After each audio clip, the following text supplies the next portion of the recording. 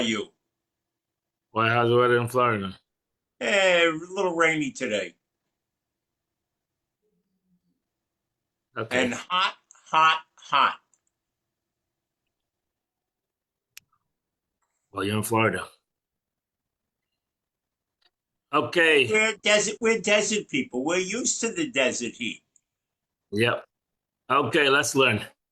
We're holding in the portion of Bahalischa. Today is Wednesday. We're holding on chapter 9, verse number 15. Yom HaKamas HaMishkan, the day that the Mishkan was erected. Kisa Ananas HaMishkan, the cloud covered the Mishkan. L'oil ha'edus, the tent of testimony. And at night it was appearance over the Mishkan like a fire, which remained until the morning. Rashi said, the Mishkan, for the tent of testimony, for the Mishkan, which was made to serve as a tent for the tablets of testimony. Yiyal Mishkan, equivalent would be continuously over the tabernacle, and the same meaning applies to all verbs in this passage. So this was, I don't know if you can imagine on overnight what a scene that was. So too was always the cloud covered it by day, and there was an appearance of fire at night. Whenever the cloud would depart over the tent, that was a sign that it was time to move, and they would start to travel. And when the cloud would rest, so there the Jewish people would rest. Rashi says, like Unkelis translate, Ha'elis means staklus, moved away. So too is the meaning with nala on them, that it would be not proper to write lefli alois on and va'al on because it does not denote moving. It's grammar. So the Ha'elis, verse 18, Al Pi Hashem Yisova, on the mouth, on the God's bidding, they traveled. Al Pi Hashem Yachnu, in the mouth of God, they rested. Kol Yemei Asher Yishkan Onan, as long as the cloud hovered over the tabernacle, Yachnu, they would rest. They would camp. Rashi says, we learned in the Braisa of Melechas HaMishkan that when the Jews were to travel, the pillar of cloud would fold up and then spread itself over the camp of the tribe of Yehuda in the form of a beam. The priest, the Kehanim, then they would blow a tekiah, a long blast, a teruah, which is a series of short blasts, and then a tekiah. And the Jews knew that it's time to move. However, it did not move until Moshe Rabbeinu said, Kuma Hashem.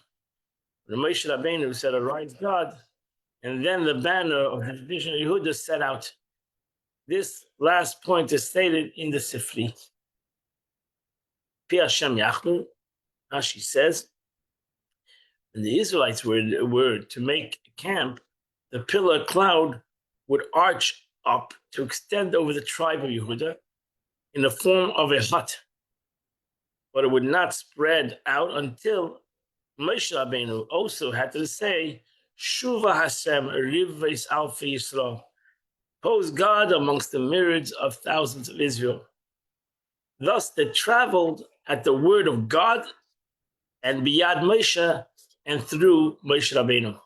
So both God was involved, so to say, Moshe Rabbeinu had to announce it. We say that when we take it to Torah.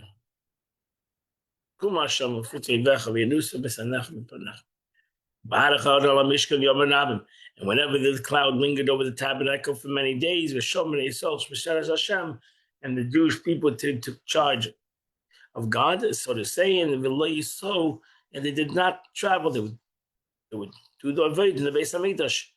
Every day they had to do the Avodah. They couldn't do the Avodah when they would travel. The Mishkan was taken apart. Yes, there were times that the cloud remained for several days over the tabernacle. Al Pi Hashem Yachnu, Al Pi Hashem Yiso, and after God they traveled, and after God they stayed. The Yesh Klaimel Pum, sometimes, Yamim Mispar, Yamim Ma'atum, sometimes it was there. Don't forget, they made 42 different stops. So there was sometimes it was there for a couple of days, and then they traveled. It wasn't sometimes that the cloud remained from nightfall into morning. And now and the cloud would lift up in the morning, and they would travel. Day and night, sometimes with 2 days, sometimes in a month. Whenever the cloud lingered over the tabernacle, the Jews would encamp and not travel. But when they departed, they would travel. Rashi is a yamim, shana. Actually means a year. A yamim tigalasi, period of a year shall be his redemption. So yamim does not only mean a day. Yamim in the Torah means a year. These all Mefarshim talk about. Why does the Torah say this many times? Rashi doesn't talk about it. On the mouth of God, they camp up. On the mouth of God, they travel. They kept the charge of God. Mouth of God, and it went through, as Rashi said before, through Moshe. Moshe Rabbeinu had to make the announcement. Chapter 10, verse number 1. God said to Moshe, saying, "I say, make yourself 2 silver trumpets. Made out of 1 piece of gold.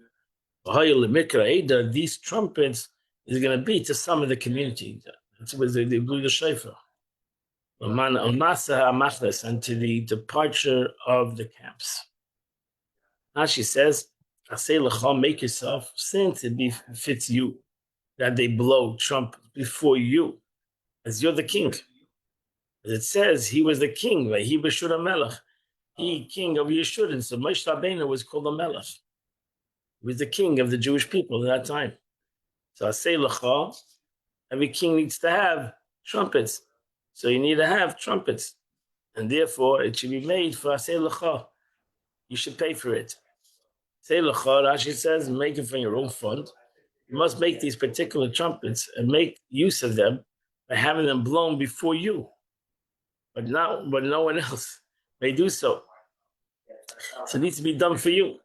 When you want to speak to the Sanhedrin and the rest of the people, and you summon them to gather to you, summon them through these trumpets. And to announce the departure of the camps. When they're departed in the journey, blow them as a signal.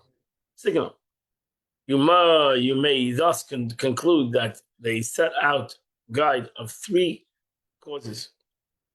By the word of the Holy One, blessed be He, by the word of Moshe, the call of the trumpets. So there were 3 signs that it's time to move.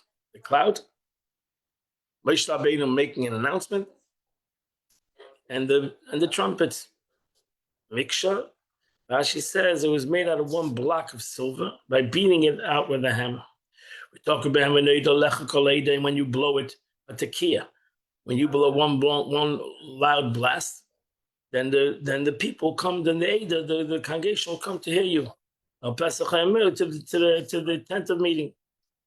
Actually, when you blow a tekiah on them, meaning on both of them, this is a signal from the summoning of the community.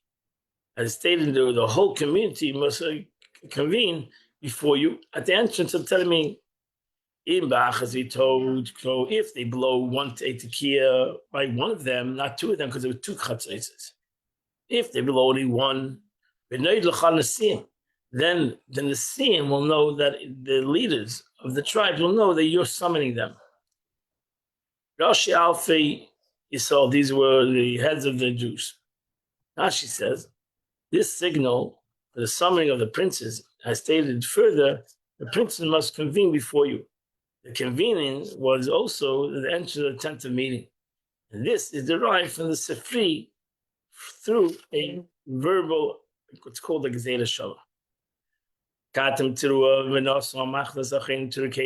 When you blow a tekiah and a teruah, now they know it's time to travel.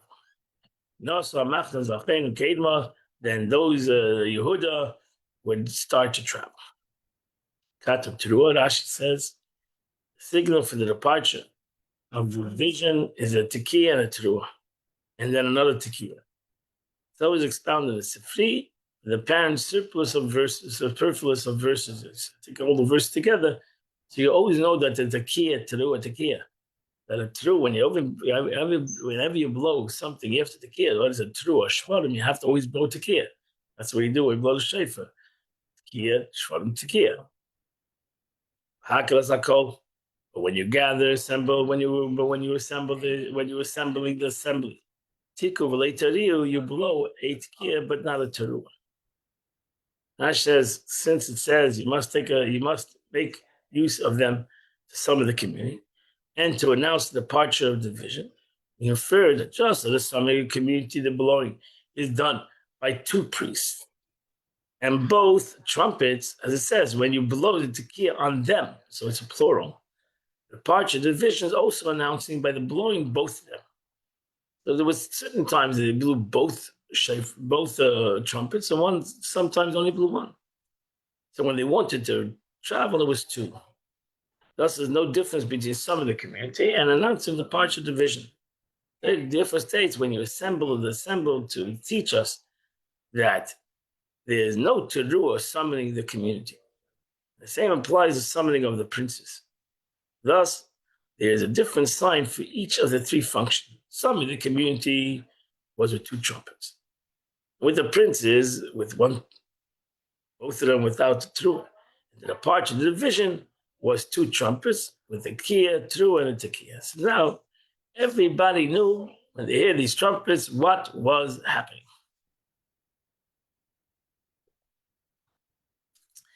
Verse number 8. And then sons of Aaron. That's their job. They are going to be the trumpet blowers. And there'll be a rule for all times that the Kehanim will blow the trumpets.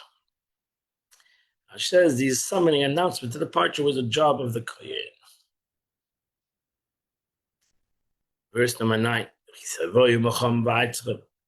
When the war comes to your land, I'd say to ask them which comes to attack you. And you should blow these trumpets. They do that today. Because they've actually made these trumpets in Tzro. Sometimes they blow these at the Koisel. So you should blow in these trumpets. You'll be remembered by God, and thus you'll be safe in your enemies. A beautiful next verse number 10. The days of your festivals, days of your joy. The times of your festivals. The new month. You should blow these trumpets. On your offerings, on the peace offerings. They'll always be as remembrance before God. I am God your God. Rashi says, we're talking about not that you blew tekiah on every sacrifice, but it's only talking about a community sacrifice. I am God your God. These words are added to teach us a law. From here we derived a mention of divine sovereignty. When do we mention divine sovereignty? Rosh Hashanah. What's accompanied any occasion involving divine remembrance, the belonging to the shofar. So you have on Rosh Hashanah, Malchus, Zechronias, and Shofros. That's what you see that by the Musaf, right, we blow the shofar before Musaf. Then we blow the shofar twice, by the private Musaf and by the Chazan's Musaf. When do we blow the shofar? We blow the shofar, we divide the Musaf into three parts. Malchus first talks about the kingship of God, and we end off the blessing of Malchus, we blow the shofar. Zechrenes, remembrance, God should remember the world, remember Yidden, etc. And we end off a bracha about Zechrenes, and we blow the shofar.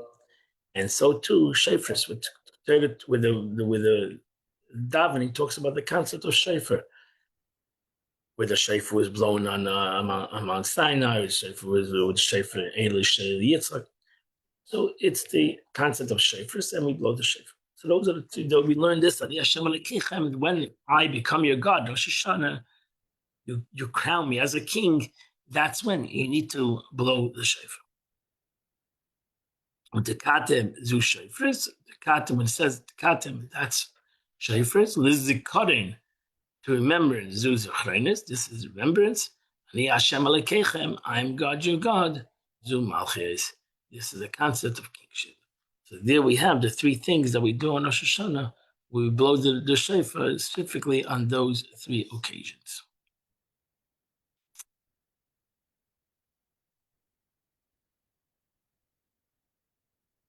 Lost my thing.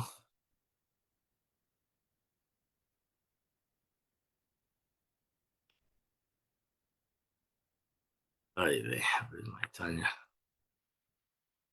Okay. It's a bit. Okay, so now let's go to the Tanya of today. Okay, we're holding the 5th chapter in Shara Yichud V'Emunah, in the portal of faith and oneness of God. So, the Rebbe explained something very deep yesterday in the last couple of days, in the 4th chapter, about the concept of chesed and concept of gvura, concept of oiros and the aspect of kela, the concept of giving and the concept of contraction. And he said, ultimately, both of these concepts are the Eibishter created for the same purpose, the aspect of revelation. Because without the concept of this contraction, you wouldn't have the aspect of the revelation of God to the person, that when the person would totally disappear, totally be taken over by the Oir Havaya. So too is neshama. The neshama needs to come down, and the Eibishter needs to make sure that his neshama has the capability to come within the body, and therefore the Eibishter makes sure that the body is ma'alam al neshama, the body, the vessel, hides of the soul, and therefore ultimately the body can handle the neshama. Thanks to God's attribute of kavura and his capacity of tzimtzum, as the Alter Rebbe explained in the foregoing chapter, created beings live in the illusion that they possess an independent and tangible existence.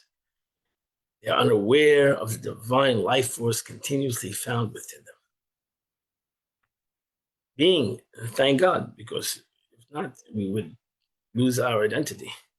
Being thus insensitive to the force that animates them, able to think themselves of existing independently of their source, fail to perceive that in truth, that by the diffusion of the ray of their source, like the diffusion of the sun ray as it's found within the sun. And that's the beauty of these two things. Hine, so the Alter Rebbe continues, concerning this, concerning the concept of all creation came about through the process of tzimtzum, which enables a created being to believe that they enjoy an independent form of existence. Our sages of blessed memory said, originally, God thought to create the world through the attribute of stern judgment, through the attribute of tzimtzum and gevura. He saw, however, that in this manner the world would not endure. he associated the attribute of mercy in his creation. So, first of all, this is incomprehensible. God desired to act with goodness, to treat his created benevolently. Why then did he first plan to create the world to the attribute of justice? According to what we have explained above, this is entirely understandable. All the created beings to believe that they possess an independent existence, there must be a prostitute, which is an expression of stern attribute of Gevurah. Without it, all creation would be completely nullified within their source. God, however, desired that the created beings maintain that they possess an independent existence in order for them to be able to serve him and ultimately be rewarded for their service. Thus, it is specifically Gevurah and symptom that enables them to realize the ultimate purpose of creation. The original plan for creation, therefore, was that it should be dominated by the attribute of stern judgment.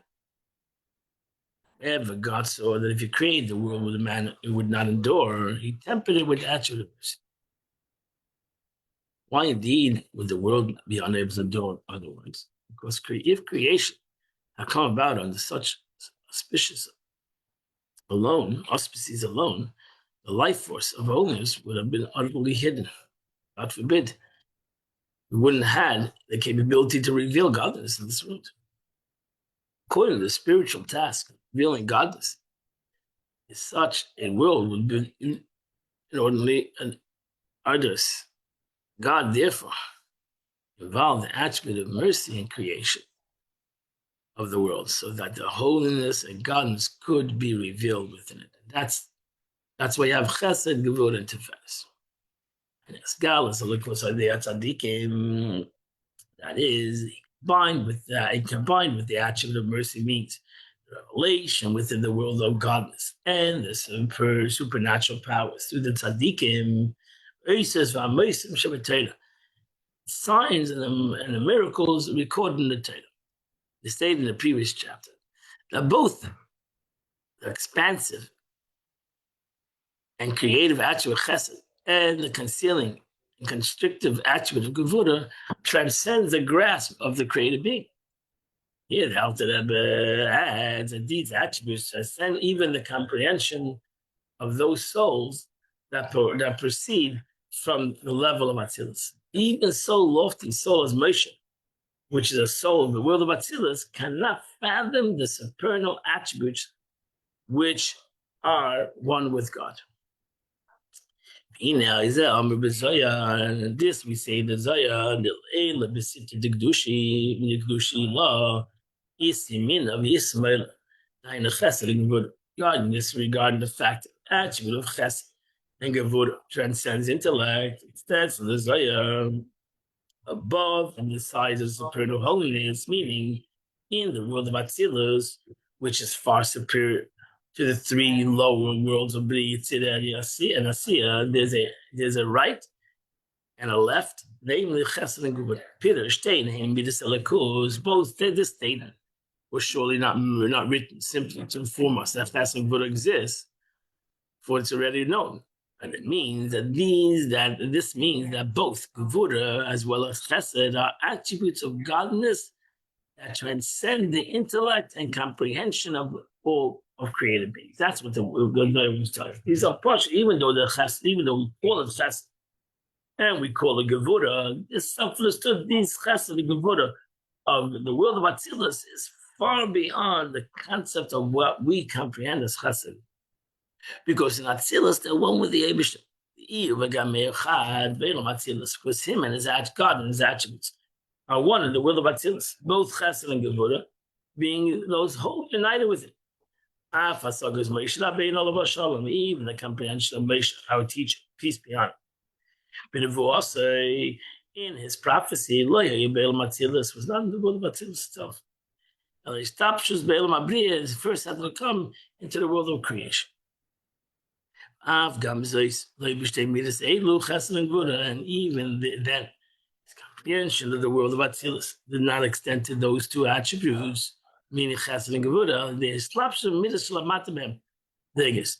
It had to first come, it had to close itself first in the lower levels themselves. That's a Chodesh Side. It had to come into Netzach, the Vitzkri Hoid, splending his Side foundation. The attribute of Netzach being merely an offshoot of Chesed, and Hoid being an offshoot of Gevura. So that through them, Chesed and Gevura, well, it can come down into your Side, which in turn transmits itself into the yet lower level.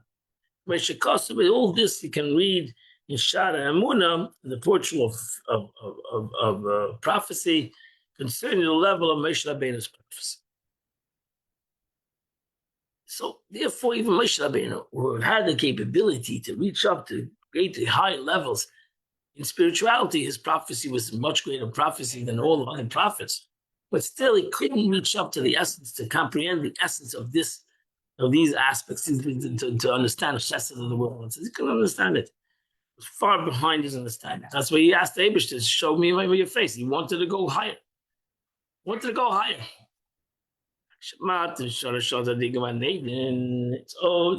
the tzaddikim in Gan Eden who are granted the reward of comprehending and spreading forth. So this is, it's only that the tzaddikim in Gan Eden were granted the reward of comprehending the spreading forth of the life force and light, which issues from these two attributes of Chesed and Gevura, because that was their life in this world. This comprehension of the spreading forth of life force, the light which issues from these two attributes, is the food of the tzaddikim, who in this world they engage in the study of Torah for its own sake. Because they learn Teil Shema, and if you learn Teil Shema, you have the capability, your reward, their reward in Gan Eden is a much higher level of reward.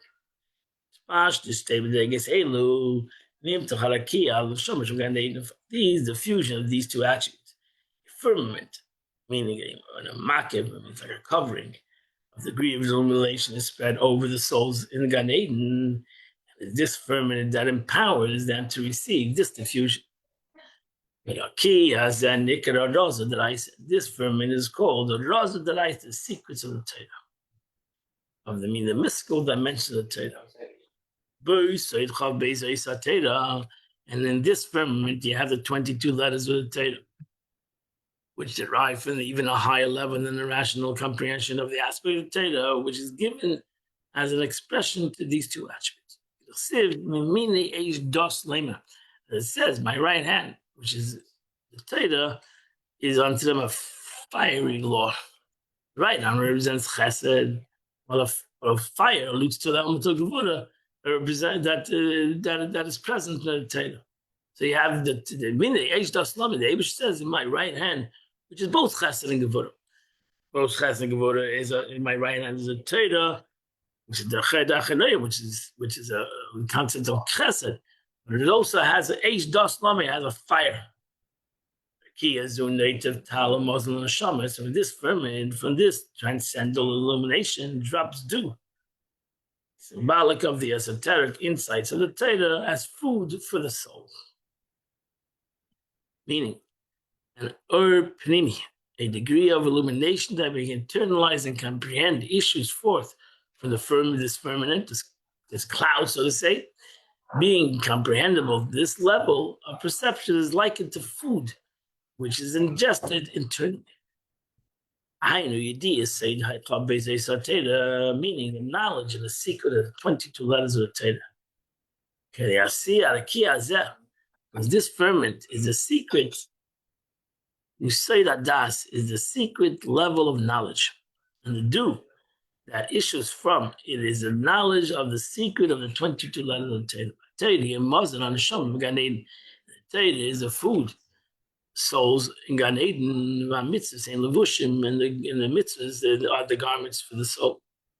The calls there. You can look up all this in the Zohar, Parsh Vayakel, Yeshua, the Beitz Chaim, 444. We thus see. Oh wow, this is a long. Oh, that's it. I think that's it. That's it. We're not gonna. Whoa. that ends today. This you can go and look this up. This is a Kabbalistic concept. Complete the Tanya today over here. Today is the 15th day of the month. Chapters 77 and 78. If you do those two chapters, you do the chitas of the day.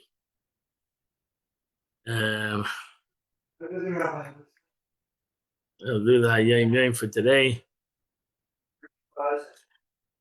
Remember, writes in the Hayom Yom through the 15th day of Sivan. At first, the Alter Rebbe would deliver extremely brief Maimonim that aroused a storm within the listener's heart and greatly inflamed his emotion. They were called drachim, pathways. Later, his talks were a little more extended, and they were called iggerot. In the next stage of development, his talks were more term or Torah teachings, and these formed the basis of Maimonim in Torah and Likutei Torah. Later came about a longer teaching, which was called writings. These were he wrote things. These were expositions and contemplative board intellectual elaborations. That's the Hayom Yom for today. I wish you all a good day.